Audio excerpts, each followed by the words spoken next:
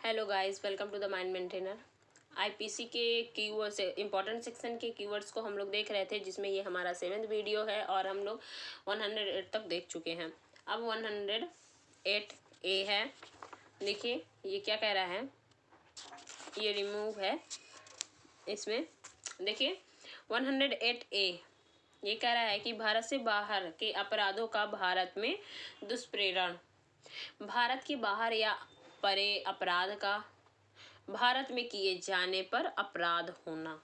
Only इतना याद रखना है आपको। 109 क्या कह रहा है, दुष्प्रेरण का दंड यदि दुष्प्रेरित कार्य उसके परिणाम स्वरूप ना किया जाए, परिणाम स्वरूप किया जाए और जहाँ की उसके दंड के लिए कोई अभिव्यक्त उपलब्ध नहीं है, तो दुष्प्रेरण के अनुसरण में दुष्प्रेरित कार्य किया गया हो, संहिता में दंड का कोई अभिव्यक्त उपबंध ना हो।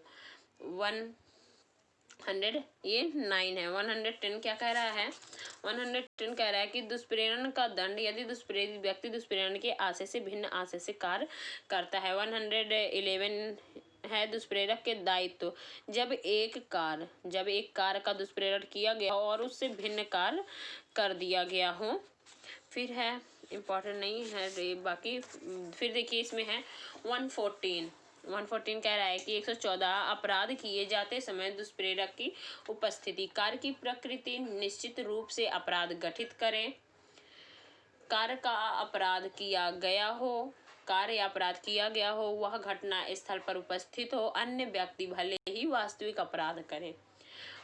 फिर देखिए 115 क्या कह रहा है, मृत्यु या आजीवन कारावास से दंडनीय अपराधों का दुष्प्रेरण करता है तो वह 7 वर्ष तक का कारावास और जुर्माने से भी दंडनीय होगा। 116 कह रहा है कि कारावास से दंडनीय अपराध का दुष्प्रेरण यदि अपराध न किया जाए तो 1/4 तक का कारावास होगा, जो जुर्माने से भी दंडित किया जाएगा। 170 और ये इम्पोर्टेंट नहीं है। देखिए अब हम लोग आते हैं 120 कारावास के दंडनीय अपराधों को करने की परिकल्पना को छिपाना या सुकर बनाना। फिर देखिए इसमें है चैप्टर 5A है, मतलब 5 का है, आपराधिक षड्यंत्र। 120A आपराधिक षड्यंत्र की परिभाषा है कि दो या अधिक व्यक्तियों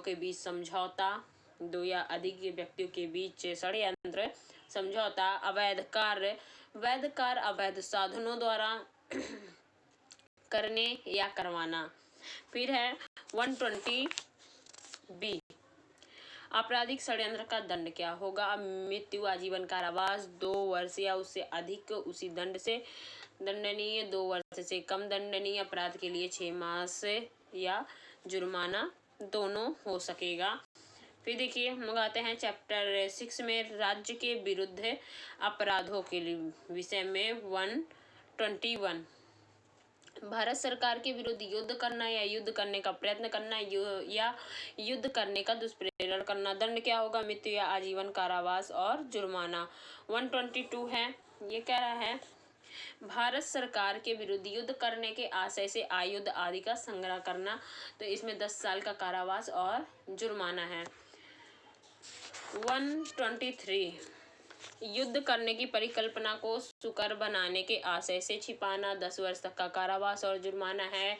124 है किसी विधिपूर्ण शक्ति का प्रयोग करने के लिए विवश करने या उसका प्रयोग अवरोधित करने के आशय से राष्ट्रपति, राज्यपाल आदि पर हमला करना, तो दंड क्या पनिशमेंट है, 10 ईयर का है, इम्प्रिजमेंट और फाइन है, कारावास 10 वर्ष का और जुर्माना। 124A है राजद्रोह है, जिसमें दंड आजीवन कारावास या जुर्माना हो सकेगा। 125 इम्पॉर्टेंट है। और फिर है 126 भारत सरकार के साथ शांति का संबंध रखने वाली शक्ति के राज्य क्षेत्र में लूटपाट करना, जिसमें 7 वर्ष तक का इम्प्रिजमेंट हो सकेगा और फाइन भी इम्पोज किया जाएगा।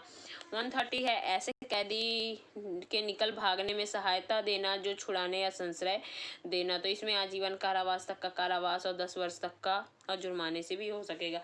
अब आते हैं चैप्टर 7 में। चैप्टर 7 सेना, नौसेना, वायुसेना से संबंधित अपराधों के विषय में बताता है, जिसमें 131 कह रहा है कि विद्रोह का दुष्प्रेरण या किसी सैनिक, नौसैनिक, वायुसैनिक को कर्तव्य से विचलित करने का प्रयत्न अगर कोई करेगा तो 10 वर्ष तक का इम्प्रिजमेंट और फाइन इम्पोज किया जा सकता है। 135 कह रहा है सैनिक, नौसैनिक, वायुसैनिक द्वारा अभित्यजन का दुष्प्रेरण, तो इसमें 2 वर्ष तक का कारावास और जुर्माना दोनों हो सकेगा।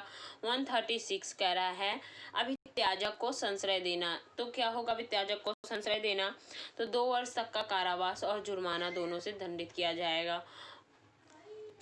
अब इसके बाद 140 सैनिक, नौसैनिक, वायुसैनिक द्वारा उपयोग में लाई जाने वाली पोशाक पहनना या टोकन धारण करना, तो इसमें देखिए दोनों में किसी भांति के कारावास से जो 3 माह तक की हो सकेगी और जुर्माना जो 500 रुपये तक का हो सकेगा, दोनों से दंडित किया जाएगा। अब देखिए हम लोग आते हैं चैप्टर 8 में लोक प्रशांति के विरुद्ध अपराधों के विषय में, जो है 141 विधि विरुद्ध जमाव, 5 या अधिक व्यक्तियों के उद्देश्य।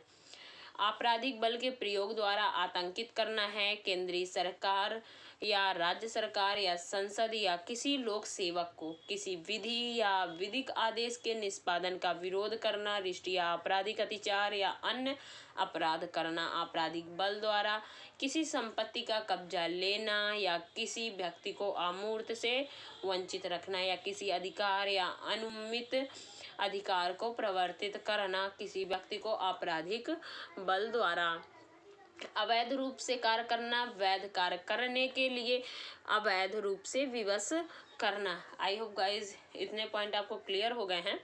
अब बाकी 142 से नेक्स्ट वीडियो में बात करते हैं। थैंक यू गाइज, लाइक और शेयर जरूर कर दें।